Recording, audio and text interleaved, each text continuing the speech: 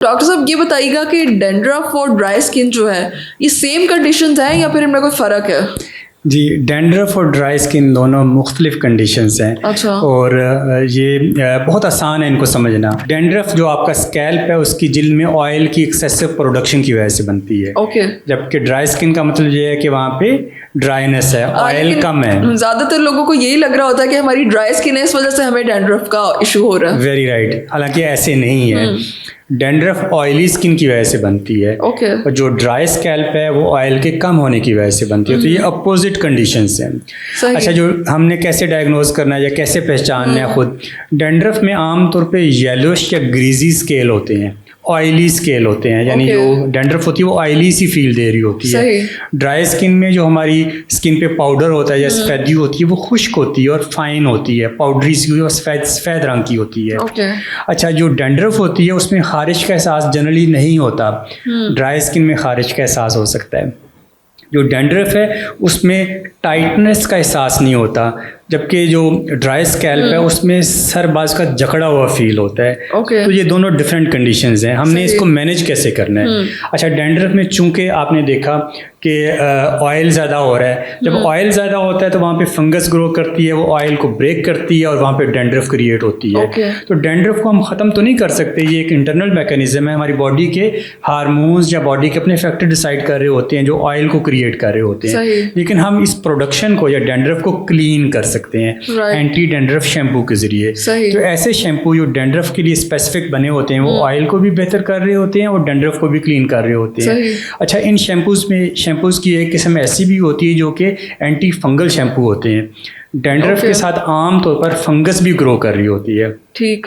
तो इसलिए हमें एंटी डैंड्रफ के साथ एंटी फंगल शैम्पू भी ऐड करने की ज़रूरत होती है। तो ये हमें कैसे पता चलेगा कि यहाँ पर फंगस भी ग्रो कर रहा है और ये डैंड्रफ भी है?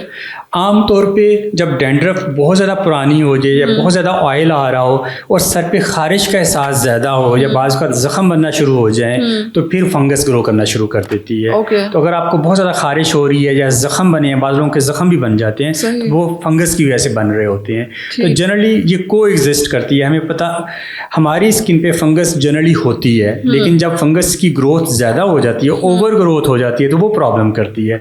हम सब की स्किन पे नॉर्मली, इसे हम नॉर्मल फ्लोरा कहते हैं, हमारी स्किन पे bacteria, virus, fungus normally present होते हैं, लेकिन वो प्रॉब्लम नहीं कर रहे। प्रॉब्लम उस वक्त कर रहे हैं जब वो बहुत ज़्यादा ओवर ग्रो करें और हमारी स्किन पे डैमेज करना शुरू कर दें, फिर हमें ट्रीट करने की ज़रूरत होती है। तो डैंड्रफ की सूरत में हमें एंटी फंगल शैम्पू और एंटी डैंड्रफ शैम्पू दोनों इस्तेमाल करने होंगे, जो कि इनको क्लीन कर सकें और ख़त्म कर सकें। ऑयली स्किन में चूँकि ड्राई स्कैल्प में चूँकि ऑयल कम है तो हमें ऑयल देने की ज़रूरत है, तो हम ऑयलिंग भी कर सकते हैं या ऐसे शैम्पू यूज़ कर सकते हैं जो ऑयल बेस्ड हो, ताकि स्कैल्प में ऑयल ऐड हो और वो जो ड्राइनेस का एहसास है वो बेहतर हो। पेशेंट आते हैं, वो पूछते हैं डॉक्टर साहब हमारी डैंड्रफ ख़त्म कब होगी, या कोई ऐसा शैम्पू दे दें कि ये हमेशा के लिए ख़त्म हो जाए। अच्छा, बिल्कुल। तो अनफॉर्चुनेटली कोई भी ऐसी ट्रीटमेंट या शैम्पू नहीं है जिससे हम कहें कि ये आप शैम्पू कर लें, ये ट्रीटमेंट ले लें, ये दवाई इस्तेमाल करें और आपकी डैंड्रफ हमेशा के लिए ख़त्म हो जाएगी। अच्छा, मतलब इसका कोई लॉन्ग टर्म ट्रीटमेंट नहीं है इसका? बेसिकली हमारी बॉडी खुद डिसाइड कर रही होगी, हमारी बॉडी खुद डिसाइड कर रही होती है। तो बाज़ का आपने देखा होगा कि कुछ लोगों की डैंड्रफ सर्दियों में ज़्यादा हो जाती है, गर्मियों में बेहतर हो जाती है, या सीजनल वेरिएशंस होती हैं। तो बॉडी के अपने डिसीजंस होते हैं। तो ये कोई मेडिकल कंडीशन है या फिर ये जनरली इट इज़ ओके?